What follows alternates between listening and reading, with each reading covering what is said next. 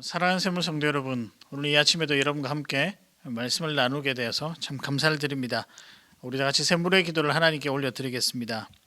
마음 모아 샘물의 기도를 하나님께 드립니다. 먼저 우리의 믿음을 고백합니다. 사람마다 먹고 마시는 것과 수고함으로 낙을 누리는 그것이 하나님의 선물인 줄도 또한 알았도다. 아멘. 감사하신 주님, 우리에게 주신 모든 것이 하나님의 선물임을 고백합니다. 감사의 계절을 맞아 하나님께서 베푸신 은혜에 감사하게 하소서. 우리의 입술에 감사의 고백이 늘 넘쳐나게 하소서. 교회와 예배를 위해 기도합니다. 주의 집에 사는 자들은 복이 있나니 그들이 항상 주를 찬송하리이다. 아멘. 예배를 받으시기에 합당하신 주님, 주의 궁정에서의 한날이 다른 곳에서의 첫날보다 나음을 기억하게 하소서. 교회가 예배 공동체임을 기억하게 하시고 매주 마음과 정성을 다해 최고 예배를 드리게 하소서.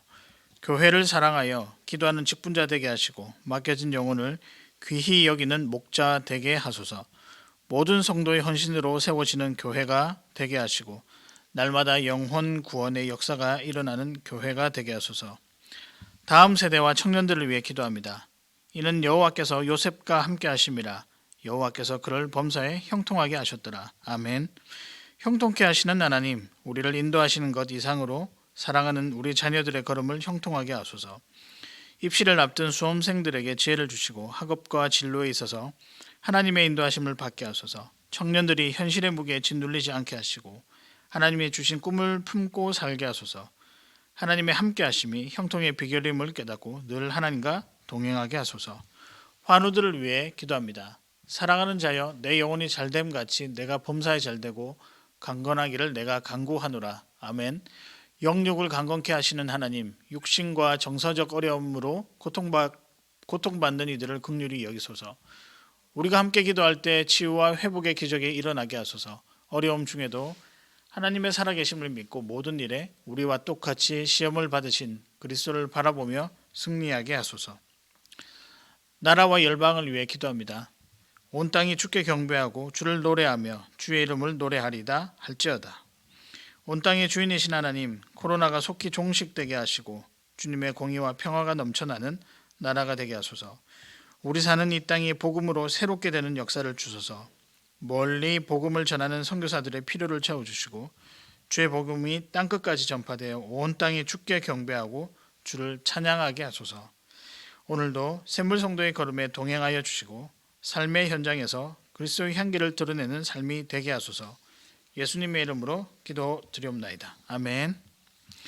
오늘 여러분과 함께 나누실 말씀은 역대하 23장 1절에서부터 15절까지의 말씀입니다.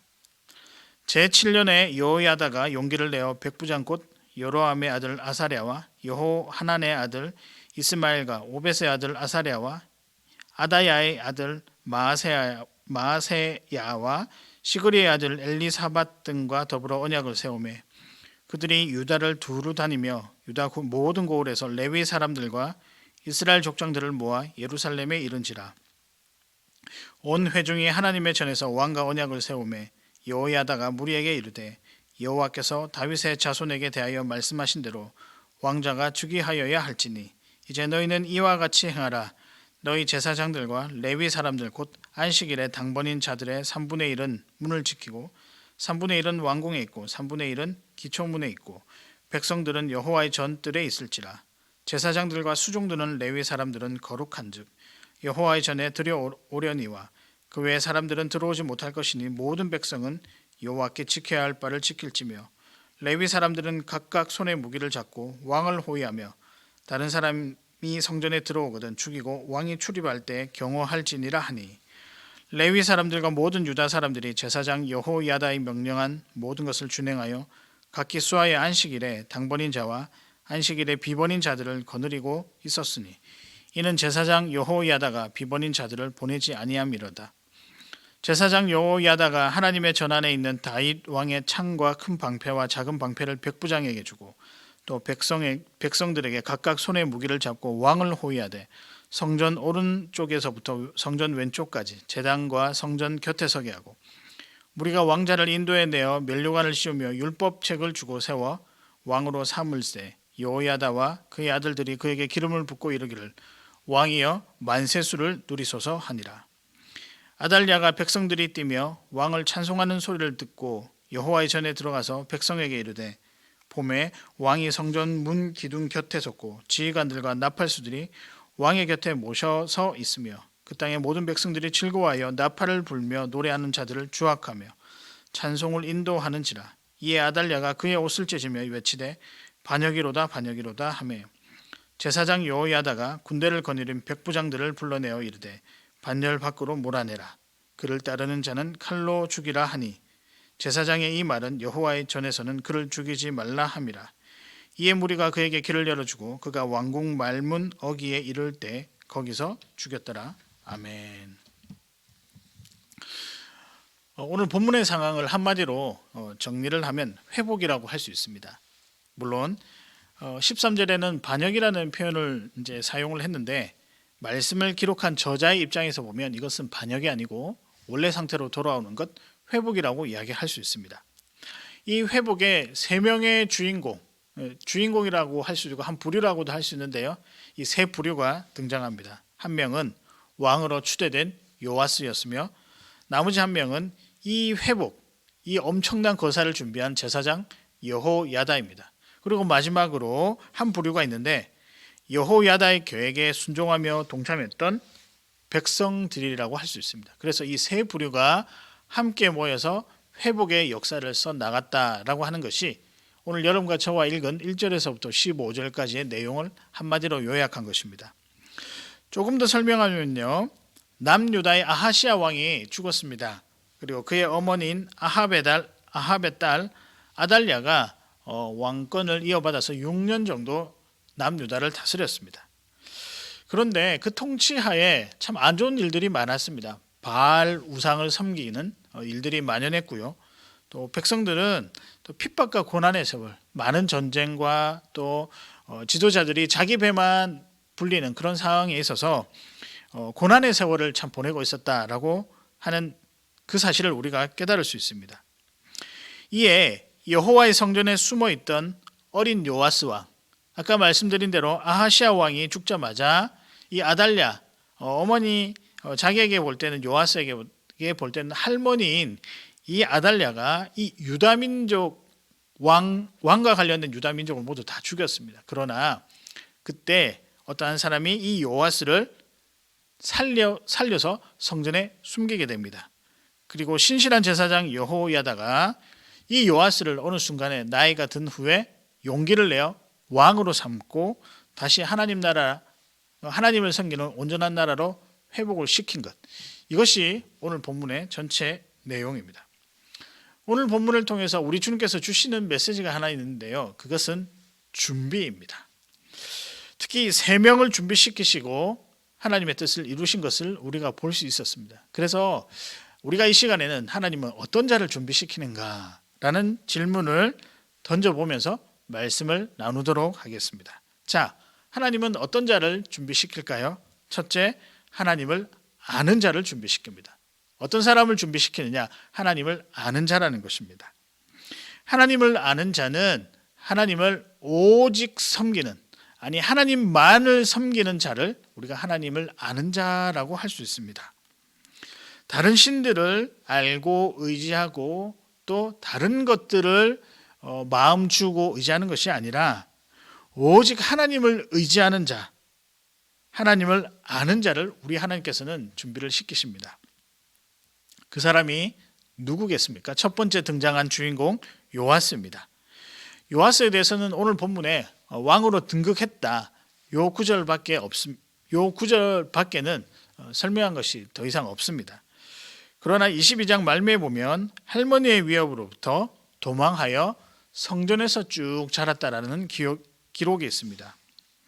성전에 숨어 살면서 그 제사장 여호야다에게 말씀과 기도, 제사, 즉 예배를 이 여호야다를 통해서 열심히 배웠습니다. 어릴 적부터 그는 신실한 제사장으로부터 그 신실한 믿음에 대해서 배웠다는 것입니다. 아마 상상해 보건대 특별히 우상 숭배하지 말고 오직 하나님만 의지해라 라고 하는 이 메시지를 귀가 닳도록 들었을 것입니다. 그리고 이 들었던 내용을 가슴속에 새기면서 어린 시절을 많이 보냈을 것입니다. 그러는 와중에 율법을 통해 하나님의 말씀을 깨닫고 또 예배를 통하여 하나님이 어떤 분이신가를 깊이 알게 되었습니다. 그 하나님이 어떤 분이시냐, 만물의 주관자시며 이 나라의 왕이심을 그는 깨달았습니다. 그래서 이 왕이신 하나님을 의지하는 것이 무엇보다 중요하구나라는 사실을 성전에 숨어 살면서 어릴 적부터 배웠습니다.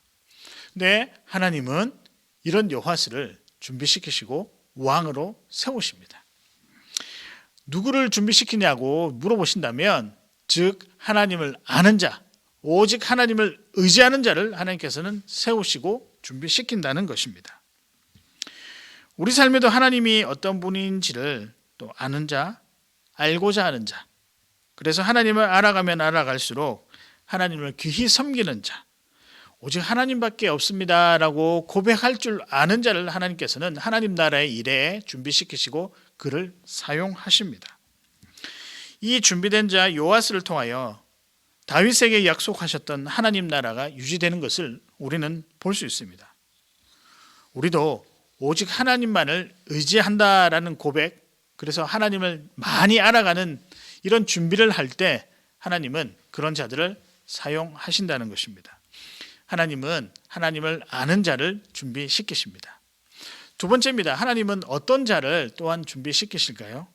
용기 있는 자입니다.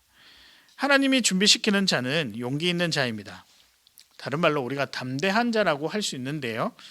겁과 염려가 많고 주저하는 자가 아니라 용기 있는, 행동에 결단이 있는, 그리고 삶에 담대한 마음을 가지고 살아가는 자를 하나님께서는 준비시키시고 사용하신다는 것입니다. 자, 오늘 그 사람이 누구겠습니까? 두 번째 주인공입니다. 제사장 여호야다입니다.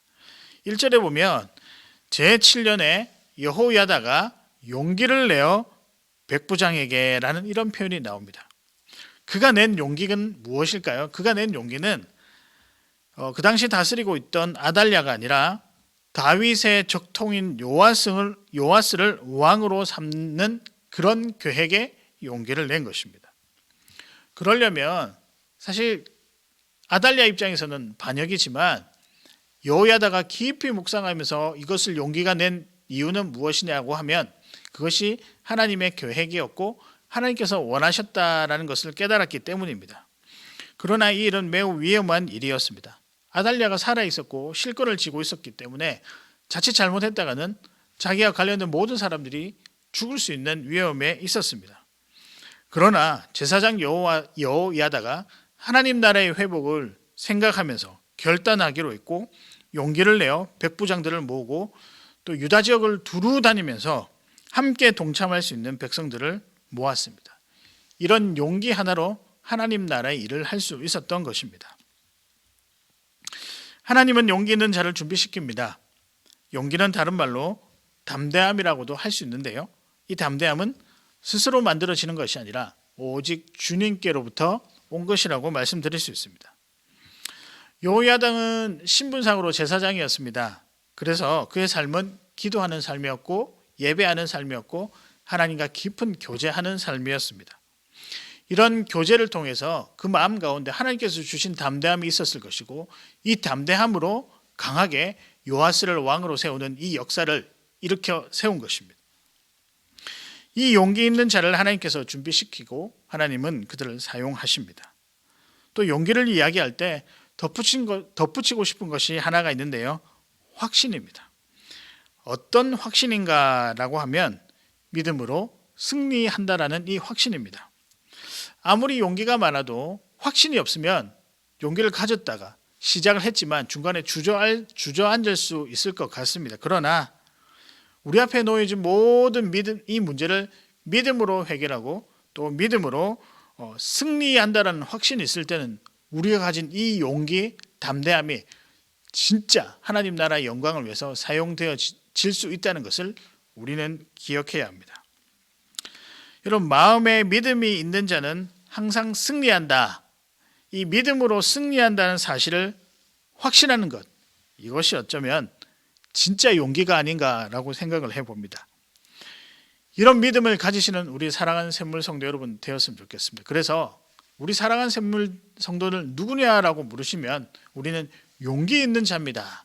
주님께서 주신 용기 있는 자입니다. 라고 대답하시면서 살아나가셨으면 참 좋겠습니다. 마지막으로 하나님은 어떤 자를 준비시키실까요? 순종하는 자입니다. 순종하는 자를 하나님은 준비시키십니다. 말씀대로 살며 부르심대로 순종하는 자, 이런 자를 하나님께서는 사용하십니다. 불순종하는 자가 아니라 어떤 일에든 그 말씀대로 살아가고자 순종하는 자를 하나님께서는 준비시키시고 귀히 사용하신다는 것입니다. 오늘 회복을 위한 마지막 세 번째 주인공, 그 부류는 백성입니다. 제사장 여호야다가 백부장 여러 명을 세우고 그들과 함께 남유다 전역을 두루 돌아다니면서 함께할 사람들을 찾았습니다. 이때 깨어있고 믿음이 있는 백성들이 많이 동참을 했는데요. 특히 제사장들과 레위인들이 순종하며 이 일에 동참했다라고 기록하고 있습니다. 4절부터 11절까지 긴 분량을 이 백성에 대해서 설명했는데 이 장면을 한 단어로 요약을 하면 순종입니다. 백성들은 하나님의 제사장이었던 여호와다의 말에 전적으로 순종했습니다. 그들의 순종으로 요아스 왕이 세워지고 또 나라가 다윗 가문의 후손으로 하나님이 이전에 약속했던 모습으로 돌아올 수 있었던 것입니다. 백성들이 하나님의 말씀을 순종했기에 가능했던 일입니다. 말씀에 순종하는 자세와 삶, 그런 준비가 되어 있는 자들을 우리 하나님께서는 사용을 하십니다. 순종은 하나님의 말씀을 늘 믿고 신뢰하는 자라고 할 수 있습니다. 그러나 불순종은 하나님의 말씀이 아니라 자신의 판단에 모든 것을 맡기는 자입니다. 그래서 순종은 항상 승리와 기쁨을 가져오지만 불순종은 파멸과 낙담과 두려움, 혼란만 가져올 뿐입니다. 열왕기서와 역대기서를 보면 등장하는 왕들을 보면서 말씀 앞에 순종한 왕들은 평화의 시기가 있었습니다. 그러나 말씀에 순종하지 못한 왕들은 특별히 여호와의 보시기에 악하게 행하였더라라는 표현이 등장한 왕들은 항상 그 마지막이 굉장히 비참했다는 것을 우리가 볼 수 있습니다. 여러분, 특히 예수님을 한번 보시기 바랍니다. 어려운 순간에도 하나님의 말씀에 순종하셨습니다. 여러분, 그 순종으로 말미암아 세상에 비교할 수 없는 죄 사함의 은혜가 우리에게 주어졌습니다. 그리고 하나님이 그 죽음으로 말미암아 영광 받으셨다는 사실 우리가 다 알 수 있을 것입니다. 이렇게 순종하는 자를 통해 하나님이 영광 받으시고 하나님의 일들을 이끌어 가시는 것, 그것을 우리가 잊지 말고 오늘도 말씀에 순종하는 삶을 살아가야 할 것입니다. 말씀을 정리하고자 합니다. 오늘의 말씀은 준비입니다. 하나님은 어떤 자를 준비시킬까요? 첫 번째, 하나님을 아는 자입니다. 오직 하나님을 의지하는 자라고 할 수 있습니다. 두 번째는 용기입니다. 용기 있는 자를 하나님께서는 사용하십니다. 어떤 용기냐? 믿음으로 승리한다는 확신, 이 확신에 대한 용기를 가지는 자가 하나님께서 준비시키시고 사용하신다는 것입니다. 마지막은 순종입니다. 순종하는 자를 하나님께서는 준비시키시고 사용을 꼭 하신다는 것입니다. 오늘은 역사의 날입니다. 요아스, 여호야다 그리고 백성들 함께 모여서 준비된 자로 섰을 때 하나님께서는 다윗 왕국을 다시 회복시키시고 유지해 나가시는 것을 우리가 볼 수 있습니다. 그래서 이것은 반역이 아니라 회복의 역사라고 할 수 있습니다. 삶에서 치열하게 우리가 전쟁 중에 있는 것을 또 경험합니다. 육체의 전쟁이든 영적인 전쟁이든 우리가 그런 삶을 살아가고 있습니다. 하나님은 그런 우리에게 승리를 주기 원하십니다. 또 그렇게 되어서 우리가 평안과 기쁨 그리고 승리의 나팔을 울리며 살아가기를 원하십니다. 그래서 우리는 이렇게 고백해야 할 것입니다. 그분이면 충분하다. 오늘 하루도 주신 믿음으로 준비된 삶을 살아가는 또 그 삶이 하나님 보시기에 기뻐하시는 삶이 되길 바라면서 오늘도 승리자로 우뚝 서시는 사랑하는 샘물성도 여러분 되시기를 주의 이름으로 축복합니다.